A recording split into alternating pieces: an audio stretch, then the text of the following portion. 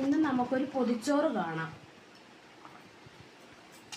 ഇന്ന് മോന് സ്കൂളിൽ കൊടുത്തു വിടാൻ പൊതിച്ചോറായിട്ട് കൊടുക്കാമെന്ന് വിചാരിച്ചു. കുറച്ച് കറികളൊക്കെ ഉള്ളൂ, എന്നാലും നമുക്ക് അവൻ്റെ ഒരു ആഗ്രഹം ഇന്ന് പൊതിച്ചോറ് കൊണ്ടുപോകണമെന്ന്. എന്നാൽ പിന്നെ കൊടുക്കാമെന്ന് വിചാരിച്ചു.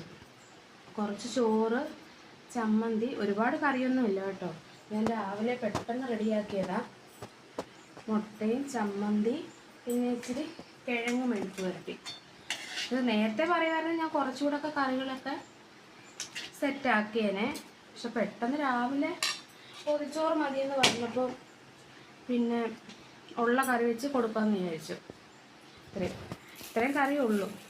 നേരത്തെയൊക്കെ പൊതിച്ചോറുണ്ടാക്കുമ്പോൾ ഒരുപാട് കറികളൊക്കെ കൊടുക്കുമായിരുന്നു. ഇപ്പോൾ പക്ഷേ കുറച്ച് കറി വെച്ച് കൊടുക്കാമെന്ന് വിചാരിച്ചു.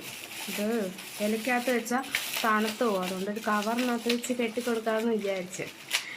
ഇങ്ങനെ വെച്ചാൽ തണുക്കാതിരിക്കുമല്ലോ. ഒരുപാട് കറിയൊന്നും ഇല്ല കേട്ടോ. നിങ്ങളിത് കണ്ടാൽ വിചാരിക്കും ഇതെന്തോ കറിയാണെന്ന്. പക്ഷേ ഇത് അവനത് മതിയെന്ന് പറഞ്ഞതുകൊണ്ട് നമ്മൾ കൊടുക്കുക.